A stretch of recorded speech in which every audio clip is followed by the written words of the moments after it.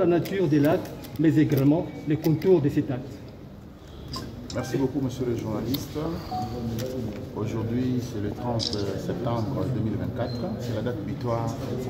C'est 15 jours après la rentrée parlementaire, supposée être la date à laquelle tout député est censé pouvoir déposer son rapport de vacances parlementaires.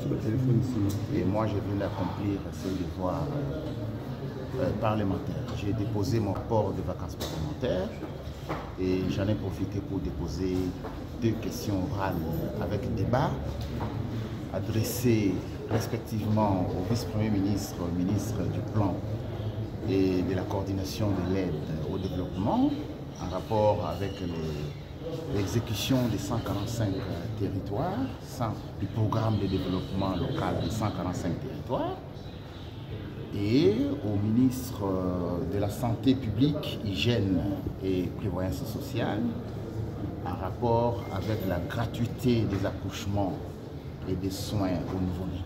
C'est une pratique parlementaire. C'est que dans ma circonscription électorale, où j'ai été, dans la circonscription électorale de Mouchi, j'ai pu remarquer que le programme des 145 territoires n'est pas effectif. J'ai trouvé que tous les ouvrages, aucun ouvrage n'a été livré. Tout est inachevé, tout est en arrêt. Et donc, il y a de quoi poser la question pour savoir quelle en est l'explication. Quelle en est l'explication? Et en ce qui concerne la gratuité des maternités, là aussi, c'est un programme ambitieux que le chef de l'État a dû initier, mais sur le terrain, il n'y a pas d'effet. Il n'y a pas d'effet. Et nous voulons que ce programme puisse avoir des faits.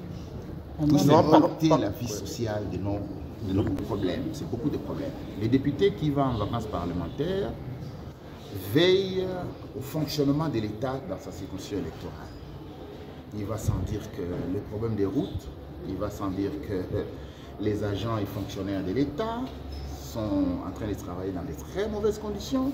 Ils n'ont pas de bâtiments, ils n'ont pas de bureaux, ils n'ont pas d'équipement, les salaires sont irréguliers. Et tout ça, et les routes, les moyens de transport et tout ça sont autant de problèmes. Autant de problèmes. Dans les secteurs de la justice, par exemple. Dans ma circonscription électorale de Mouchi, les tribunaux de paix ne fonctionnent pas. Seuls les parquets fonctionnent avec 3 magistrats.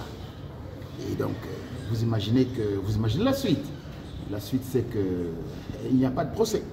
Il n'y a pas de procès. Donc les arrestations peuvent devenir des arrestations arbitraires et en violation des droits humains. Ou bien que, puisqu'il n'y a pas de procès, quel est l'essor, quelle est la suite des détenus? La prison n'existe plus, écroulée du fait de la vétusté. Et donc, autant de problèmes. Honorable, je précise que je compte aussi organiser un point de presse où je vais donner une certaine opinion à l'endroit de tant de mes électeurs que de tout ressortissant de ma circonscription électorale se trouvant en tout lieu quelconque. Je vais, par devoir de redevabilité, essayer de leur rendre compte, dire ce que j'ai vu pour que chacun prenne des dispositions utiles. Merci. Mais vous avez été victime d'une tentative d'assassinat lors de votre séjour de vacances parlementaires. Est-ce qu'on peut en savoir un peu plus? Qu'est-ce qui s'est passé exactement lors de votre séjour de vacances parlementaires? Bon, moi j'appelle ça incident de parcours. C'est des jeunes gens commandités quelque part qui voulaient, n'est-ce pas, m'empêcher de faire mon travail de député national.